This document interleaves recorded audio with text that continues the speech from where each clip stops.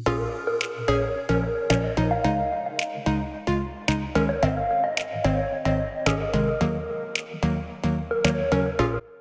everyone, my name is Roy. Welcome to my channel RoysArtyCrafty. So in this video we'll be discussing 4 easy tips with which we can improve our Assamese handwriting. So let's get started. এই ভিডিওত আমি 4টা point discuss কৰিম আৰু অসমীয়া তৰআখৰ improve কৰাতে সহায় কৰিব। So let's start.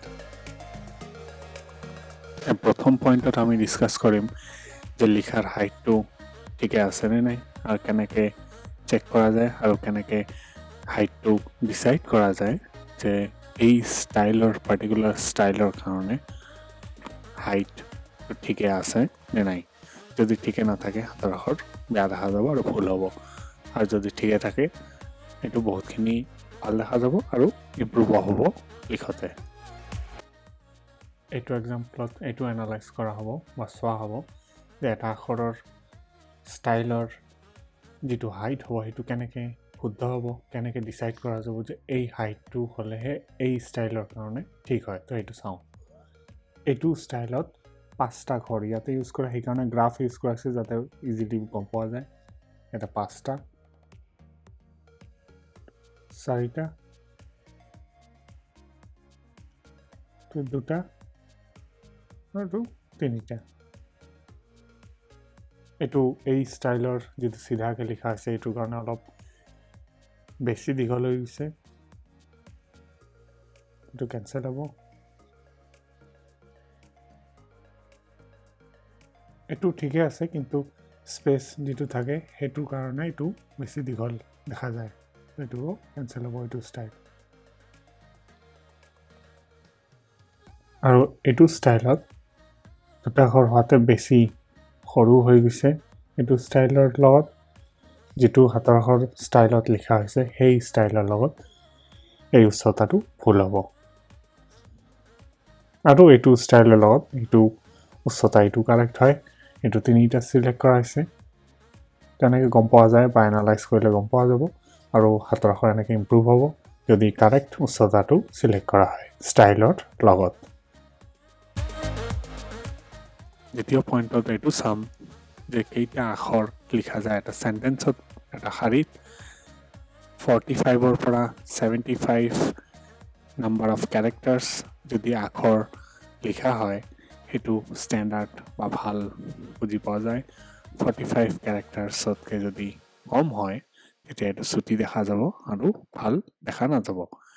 তো যদি এই মেইনটেইন কৰা যায় আৰু 66 number of characters best number বুলি কয়, তো 45 বা 75ৰ মাজত হ'লে এটা লাইনত বহুতখিনি ভাল হ'ব আৰু ইমপ্ৰুভ হ'ব।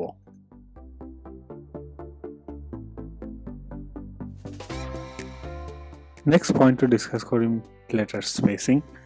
আখৰৰ মাজত কেনেকুৱা স্পেচ দিয়া হৈছে, শুদ্ধ হৈছে নে নাই, আৰু পাৰ্টিকুলাৰ যিটো ষ্টাইল হাতৰ আখৰ ইউজ কৰা হৈছে, বেকাকৈ লিখা হওক, চিধাকৈ লিখা হওক, ডাঙৰকৈ লিখা হওক, যিটো ষ্টাইলত লিখা হৈছে সেই ষ্টাইল মিলিছে নে নাই, স্পেচ লৈ আখৰৰ মাজত কিমান স্পেচ হৈছে, শব্দৰ মাজত কিমান স্পেচ হৈছে, এইটো ভালকৈ যদি নহয় ভুল হ'ব।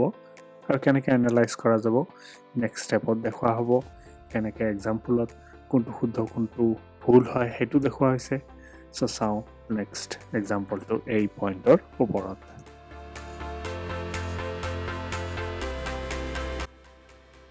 এইটো এক্সাম্পলত স্পেচ কাৰেক্ট হৈছে নে নাই এইটো চাম, আৰু স্পেচ মানে আখৰৰ মাজত।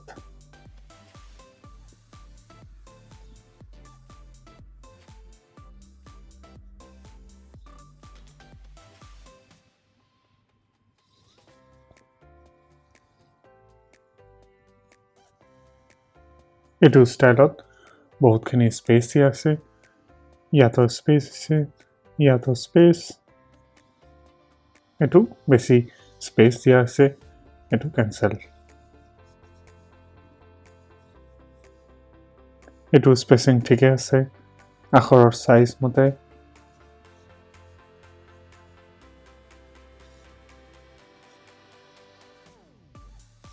এইটো কাৰেক্ট ষ্টাইল। এইটো আখৰবোৰ বেছি চেপাচেপিকৈ লিখা হৈছে।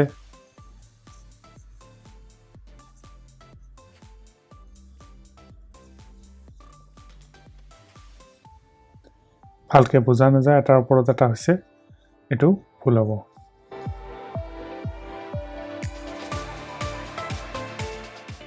আৰু লাষ্ট পইণ্টটো হ'ল আখৰ আৰু সংখ্যাৰ মাজত কেনেকৈ ডিফাৰেঞ্চিয়েট কৰা যাব, কেনেকৈ ইম্প্ৰুভ কৰা যাব যদি একেলগে লিখা হয়।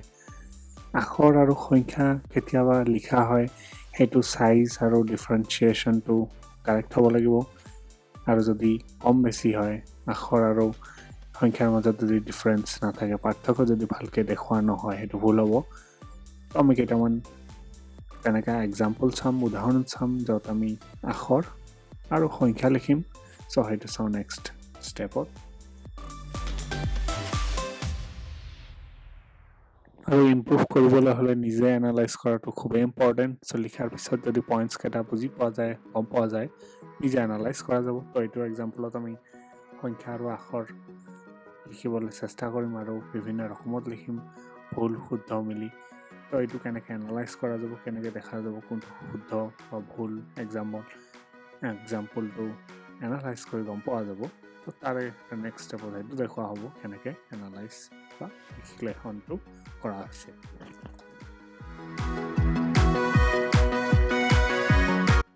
এইটো এক্সাম্পলত আখৰ আৰু যেতিয়া ডিজিট বা সংখ্যা লিখা হ'ব, সেইটো যাতে এটা ষ্টাইলত থাকে। এক্সাম্পল ইয়াতে আখৰটো লিখা হৈছে, কিন্তু যিটো নম্বৰ বা সংখ্যা এইটো লাইনৰ তলত গুচি গৈছে। আৰু এইটো চাইজৰ ডাঙৰ হ'ল,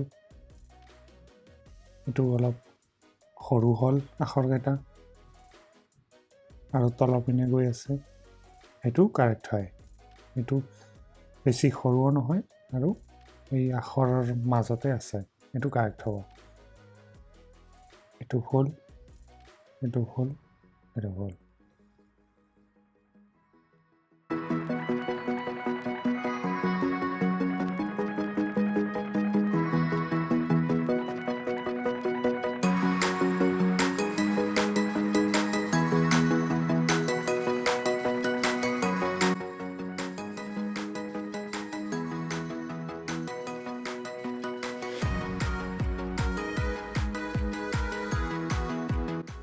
আৰু যদি ভিডিঅ'টো ভাল লাগে, প্লিজ লাইক এণ্ড শ্বেয়াৰ কৰি দিব, এণ্ড ছাবস্ক্ৰাইব কৰিব নাপাহৰিব।